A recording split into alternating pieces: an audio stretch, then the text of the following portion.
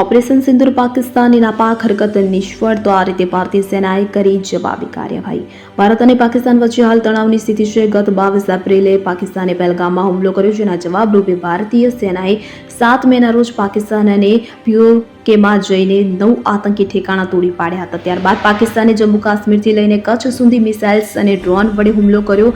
પાકિસ્તાને ભારતમાં અલગ અલગ જગ્યાએ મિસાઇલ્સ ફેંકીને હુમલો કરવાની કોશિશ કરી હતી, કે જેને ભારતીય સેનાએ નિષ્ફળ બનાવી હતી. અને આ દરમિયાન ભારતીય વાયુસેનાએ પાકિસ્તાનમાં ડ્રોન વડે હુમલો કરીને પાકિસ્તાનમાં રાવલપિંડી અને લાહોરમાં હુમલાઓ કર્યા હતા. આ સમગ્ર ઘટનાનો નાનો વિડીયો ભારતીય સેનાએ તેમના official social media account x પર પોસ્ટ કર્યો છે. ભારત પાકિસ્તાન તણાવ વચ્ચે પાકિસ્તાની નાપાક હરકતોનો ભારતીય સેનાએ વિડીયો જાહેર કર્યો છે, કે જેમાં પાકિસ્તાને ડ્રોન એટેક કરતા આર્મીએ પણ તેનો જડબાતોડ જવાબ આપ્યો. ભારતીય સેનાએ પણ સામે પાકિસ્તાનની ડ્રોનને ધ્વંસ કરી નાખ્યો હતો. સેનાએ કહ્યું, LOC પર પાકિસ્તાની સીઝફાયરનું ઉલ્લંઘન કર્યું. પાકિસ્તાની સશસ્ત્ર દળોએ 8 અને 9 મે 2025ની મધ્યરાત્રિએ સમગ્ર પશ્ચિમ સરહદ પર ડ્રોન અને અન્ય દારૂગોળાનો ઉપયોગ કરીને અનેક હુમલાઓ શરૂ કર્યા.